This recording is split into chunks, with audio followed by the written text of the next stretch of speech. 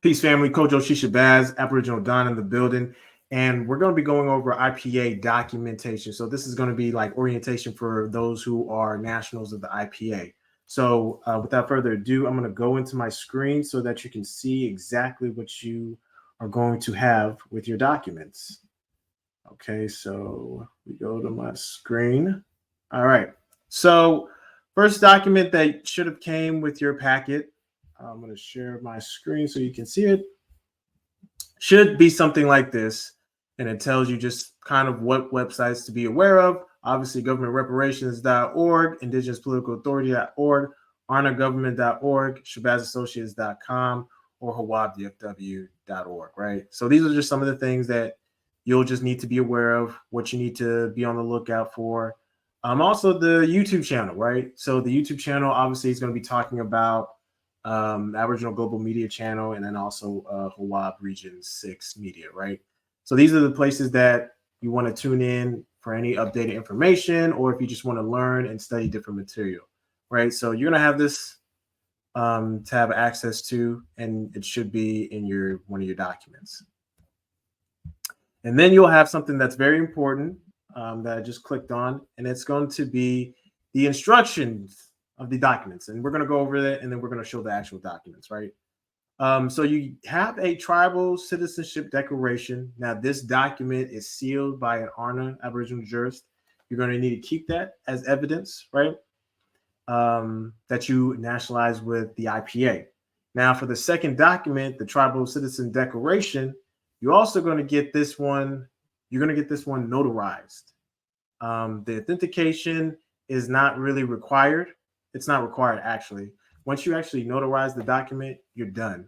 But if you want to get it authenticated, just to go take that extra step, you can, if your state actually allows it, or offers it, because some states, they're not offering the authentication. And to understand that a legal working document, all it has to be done to it is just notarized, right?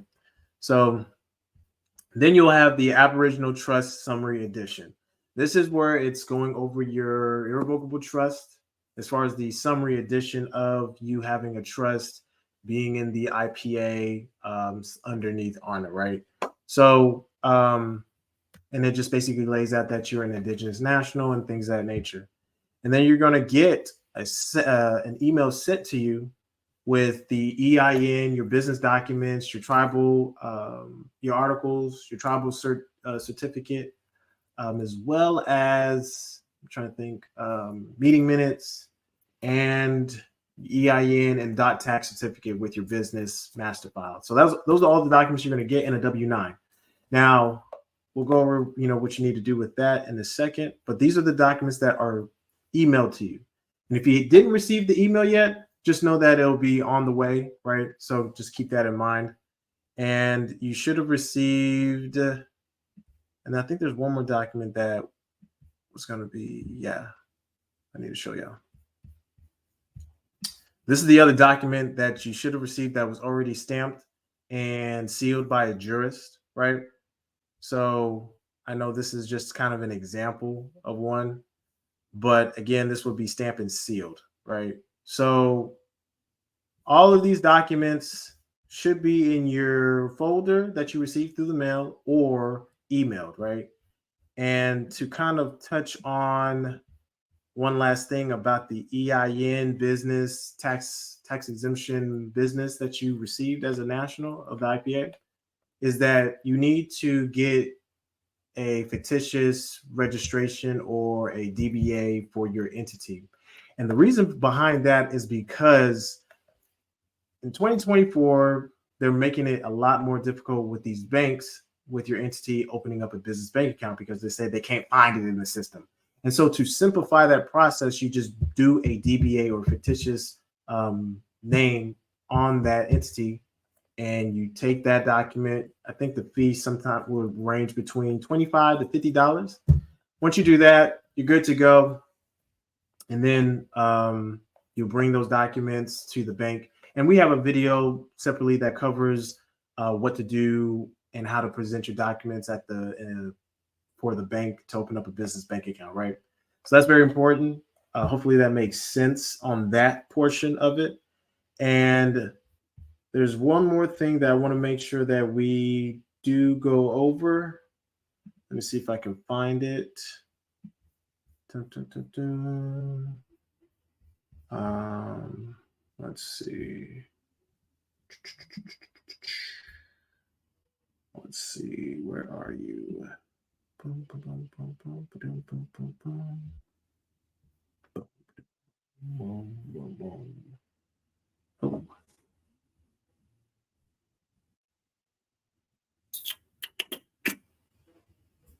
Let me see. Hmm.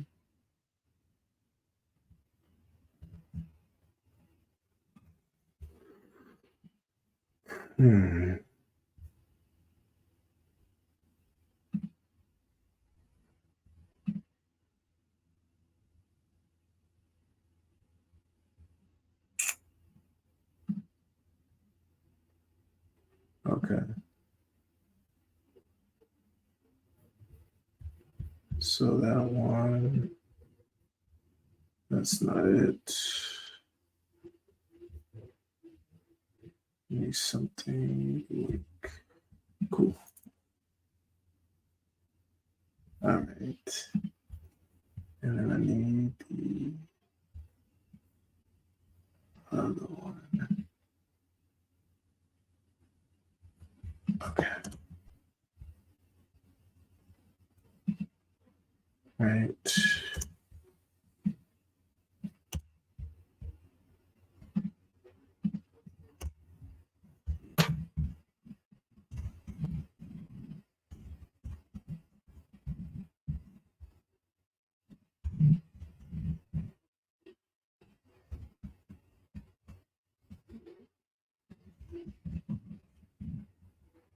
Okay, so here are the two IDs that you should have received in your packet as well, right? So you're going to get a IPA government issue ID to show that you're part of the indigenous tribe of the IPA, right? So it's going to have all your information and credentials. Now, just kind of give you an understanding. And there's a video that should have been sent to you that is talking about ARNA and tax exempt IDs. The same thing still applies in that video, but I'm just going to explain it again in this video. So again, you don't want to be utilizing this credential to be driving around your motor vehicle, right? Any motor vehicle, do not pull this out and say, yeah, I can use this. No. Because what you're going to find out is you're going to be in trouble and you might go to jail, right? So that's one big thing that's very, very important that I want you to make sure you understand that you're utilizing these credentials responsibly, right? So this is what you would use if, let's say, you're walking and a police officer says, hey, identify yourself. I need to know who you are. Well, you could utilize this because you're not operating a motor vehicle, and two, he just needs to see some quick ID, and then that's fine. That's perfectly fine, right? Now, the other ID that you would have received, right? Let me show you, right? Is this is the other one which deals with the, let me make sure. Yeah, so this deals with the tax exemption. So how to use this properly, I give you an example. It's pretty easy. Let's say you're at a restaurant and they say, here's your bill. You show them, hey, can you remove the taxes? Because I see that there's taxes on the bill. You show them the ID. They say, okay, what number should I use? You would utilize the number that you see 060, right? And you tell them that. Once you've done that, they should go back and they should either talk to a manager, and then the manager will be able to utilize an authorization code or type in that number into the system, and then the taxes should come off, or they'll just hit a button that says tax exempt, right? Different companies, different entities have different ways of doing things.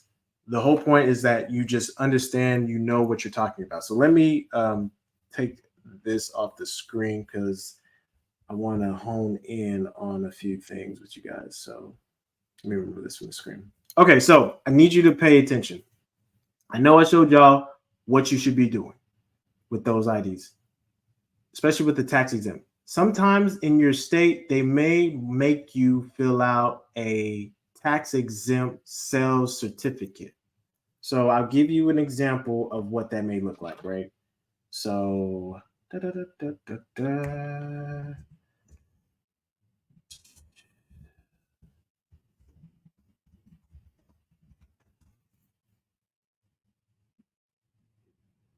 So in Texas, there is a form, and this is for nationals. They're like, oh, what about every other state? Yeah, other states have the same thing as well, right?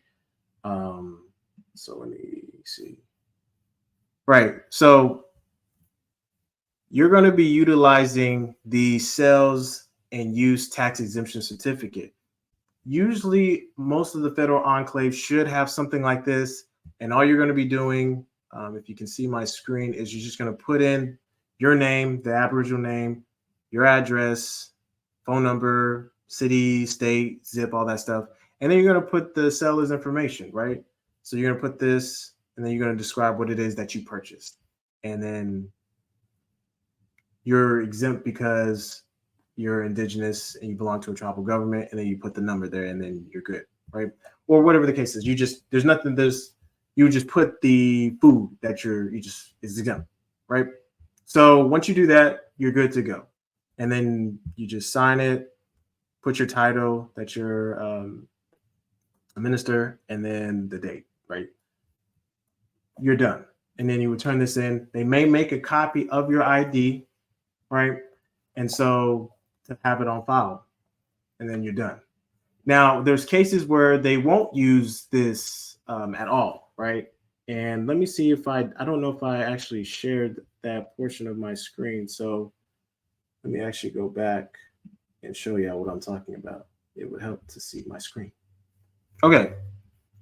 So Texas has sales and use tax exemption certificate. So like I said, this is what it may look like in your state that you're in. And you just need to fill this out appropriately. You're putting the item that you're purchasing, you put a description of it, you put the seller's information and the address. And sometimes they may not even have you fill this out anyway. They may just, put your name, and then the description of the item, and then you just sign it, and then you're done. And then they'll make a copy of your ID, and that's it. So when you do that, you're done. Now, there may be instances that they will say, oh, well, we don't have that in our system, or we don't know how to do that. All you need to do is first breathe. And then you just need to explain them in a calm way that is there's a supervisor who handles or knows how to handle tax exemption. And there's somebody who does. There's always somebody at a higher level that knows what that means. And so you may need to just ask for that request. And then sometimes they may have to call somebody, they'll tell them what to do, and they'll push some buttons in the system, and then you're exempt. Or you may have to ask, okay, can I ask for the equivalent in a discount? Right? Those are some instances where that happens. Or maybe I'll give you another example where you would utilize this instrument. So maybe you're going to Whole Foods and you see taxes pop up. Well, just before you put your debit card in the system or pay cash, you just need to show them the ID, and then they will be able to put in the exempt number with your information, and or call a supervisor to come over because maybe they don't know how to do it. Put it in, done, exempt, boom, finished. So that's what I mean by it's not that hard. You just need to know what you're doing and explain it in a calm way. Now, you may deal with people that you may do all of that, and it's still, they're like, nope, we don't know how to do it, or nope, we won't do it. Oh, and there's one more scenario. You may have to do an application beforehand in order to be in the system because they may issue out a card, right? And that's places like Best Buy, Office Max, Walmart. I'm trying to think of other places that do that. I know Wegmans up in New York does that. They all have their own, let's just say every place has their own means. So let's say you're at Walmart, you're like, well, Walmart, there's nobody that works there. So it's all self checkout. Well, they have it in their system where you can click to actually put in exempt, and then you put in the number based off of the card that you get. But again, you have to fill out the application, and the application is going to ask certain information, and you're just going to fill it out in accordance to your documents that you have, right? And turn it in, and then you get a card. So if you need further help on that, it's pretty self-explanatory. So that's what I mean by it. Just so you maybe, let's say you've gone all that, you have all that. That's not the issue. You're just, let's say you're at a hotel, and then you show them all the stuff. They make copies of it, and at the end of the day, they denied it. Well, then that's when you would either schedule an appointment with me or another jurist, right? And usually they'll have you do the following, right? So I'm going to share my screen again and show y'all what I'm referring to.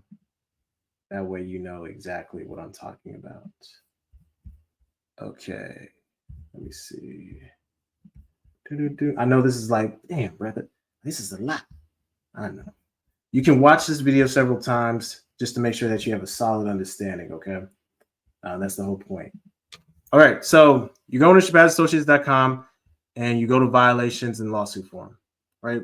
You're going to fill out this intake, and then this intake is going to take you and it's going to ask you a lot of questions to know what was the violation, what happened, put in all the information, all the evidence, so that we know exactly what happened and that we know that you followed procedure. If you're not following procedure, that's where issues lie. So that's why I said, if you're not sure, watch this video again. And if not, you can always schedule a consultation to get clarity, right? So that's something that you want to keep in mind, right? Once you fill that out, then we would figure out, okay, we can send them an opportunity to remedy the situation, meaning we'll send a notice of violation in and give them 30 days to figure it out. And sometimes that does get to a point where they do figure it out, and then they'll return the taxes that were owed to you. And then boom, you're done. And we don't have to go to a lawsuit. But if it doesn't, then we have to, proceed obviously into lawsuits, and that's a different discussion. Way more than this orientation document video, right? So this is something that I want IPA nationals to understand, that this is kind of the orientation video for your documents, IDs, how to use it, and things of that nature. And then just lastly, just to end on the note for IPA, you should get involved in your local jurisdictions and participate in whatever it is that they got going on, so that you also stay plugged into the tribe, right? You get to do what you're doing, and things of that nature, right? So hopefully that makes sense, and we'll talk about more stuff, but this is just kind of an orientation for the documents and IDs in the business. And if it doesn't make sense, let us know. Again, we're just here to make sure that you have a solid understanding. All right. Peace, family.